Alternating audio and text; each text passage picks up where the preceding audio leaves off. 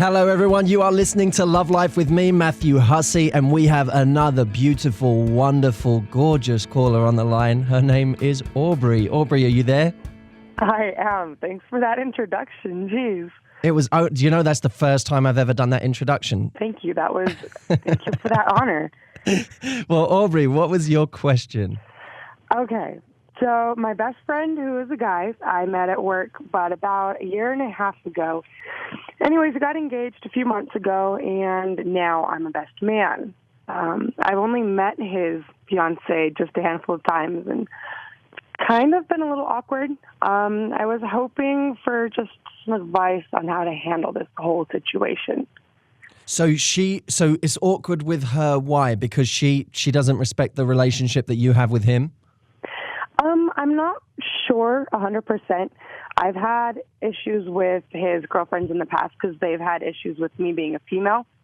I feel like whenever I try and talk to her and she tries to talk to me, like I feel like we're both trying, but it just kind of feels weird. Okay, well, that's great. Well, firstly, that's a really mature... I'm glad that you answered in the way that you did, because I think many people in this situation, they say, she doesn't get it. She doesn't get the relationship that I have with him. And it becomes this kind of, this strange dynamic where they make it me and them, like an enemies type relationship. And it shouldn't be that. If the relationship that you have with him is really just an organic, great friendship, and it doesn't interfere with their relationship, and it's not what they have is unique and different to what you have, and that's fine, then it should be something that can coexist with what they have. Now, the key part is she needs to feel respected, right? Mm-hmm. If she doesn't, any woman in that position, if she doesn't feel respected, you're going to have problems. So for her, first rule, make her feel important. When you talk to her, find ways to talk about how much he thinks of her and all the beautiful things that he says about her. Never miss an opportunity to tell her something great that he has said about her. Because you will find that when you go to her and you say, he said the most beautiful thing about you the other night. And I'm sure he's told you this many times, but I don't know, I would want you to hear it. He said blah, blah, blah. And then tell her, or God, when you were away last week, he told me he missed you an insane amount, or whatever it is. Like, always find every opportunity to make her feel important and special. And like, this isn't a competitive relationship. You're actually someone who protects her ego. You're not someone who hurts her ego. Okay. Okay. So that's the first step. The second step is to find areas where the two of you can actually connect. And don't make that always about him. Obviously the big point of commonality you have is him, right? But you can find things outside of him that are independent, that are unique to the two of you. Are there similar things that you're interested in? Are there similar things that you're excited about doing? Are there restaurants you both want to go to, or shows that you really want to see? The best thing you can do is make her a friend in your own right, separately from him. And that means not always involving him. Go have your own relationship with her. It might mean that you both go out one night together, or you both go see a movie together. Befriend her and show her that you are not a threat.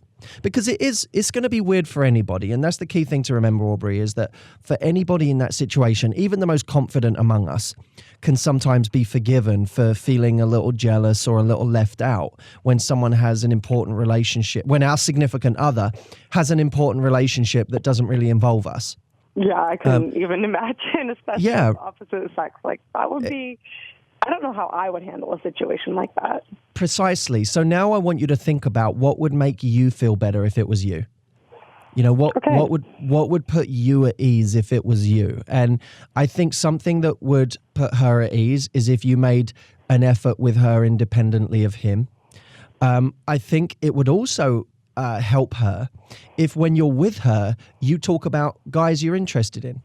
You talk about things in your love life, because that shows her as well that in terms of romantic interests, they're focused elsewhere. Now, you may look at it and think, God, that's crazy. I have no romantic interest in this guy, right? But from her point of view, don't ever assume that she knows or thinks that. Yeah, for sure. And that's why I'm like, I don't really know. Yeah. So you could talk about other relationships that are going on for you, other people you're interested in, steer that conversation well away from him so that she's always feeling like, oh, wow, okay, her romantic interests are completely elsewhere. She just has a friendship with my partner. Yeah, but like, come on now. Why do you think I listen to you? I don't have any romantic interests. Well, it's time to go. It's time to go out and find some.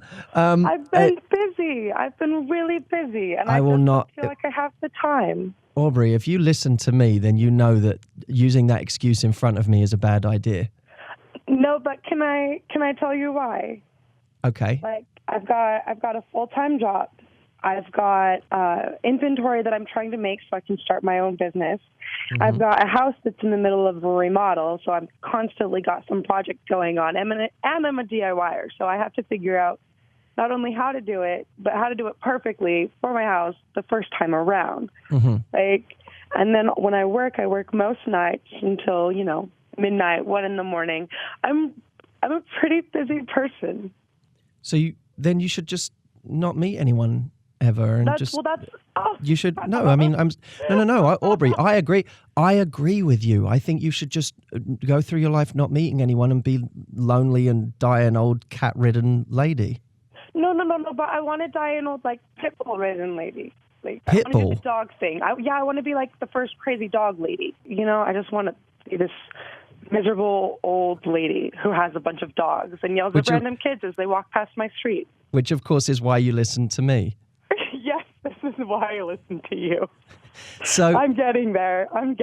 You want to meet someone. And now, look, you may not have much time. That's fair. But does it take any more time to flirt with someone than it does to have a platonic conversation with them? No. It takes more time to have a relationship than to not have a relationship. But then you can call me the day that the love of your life is asking for a relationship and you don't have the time for it. Then you can call me. But you can't call me telling me that you don't have time when right now you haven't got these flirtatious interactions that are leading to dates. And you're going, Matt, all of these amazing guys are asking me on dates. And it's just a problem because, I'm at home doing all of this DIY. So I'm going to need you to start changing your mindset a little bit there, picking up a few of the flirting tips that I'm giving out on all of these shows or in my programs, and then go out and just use some of them. Start small. You don't need to remodel your life around finding a guy. In fact, that would be the worst thing you could do. You don't want to do that. Keep all of the great things about your life right now. I love that you have all of these interests, but still have a life, still have a social life, still go out and focus on having a little bit of balance, because otherwise you're going to go crazy. And guess what? People without balance are boring. And I know you're not boring. So create a little balance when you're out there. As I said, it takes the same amount of time to flirt with someone as it does to order a drink or to say something friendly to someone. It's the same amount of time and effort.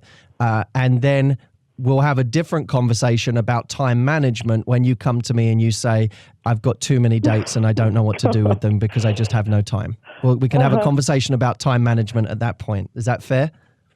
That's fair, Matthew. That's fair. Okay. And by the way, she's going to appreciate seeing you out on dates because she's going to love the fact that you're clearly your interests are elsewhere in that area, and then you can focus on having this amazing friendship with him and taking her out once in a while as well to make her feel special. Okay. Aubrey, you're so wonderful. Thank you for calling in. This has been one of my favorite phone calls because it went off on different directions. How exciting. I really do appreciate it. No, thank you. Your advice it always makes a lot of sense to me, and that's why I called. Well, you're a sweetheart. Thank you. Look after yourself, and I hope to speak to you again soon, okay? All right, thanks. Take care. All right, Aubrey. And thank you all for listening. Such a wonderful phone call. Please call in. Let us know what you want answered. I'd love to talk about your life, your love life, your business life, whatever it is you want dealt with on this show. We deal with it all. We are not confined to one area because life is not confined to one area. I am excited to be here with you. Come join me for the discussion on Facebook at facebook.com/Coach Matthew Hussey. I'll speak to you soon.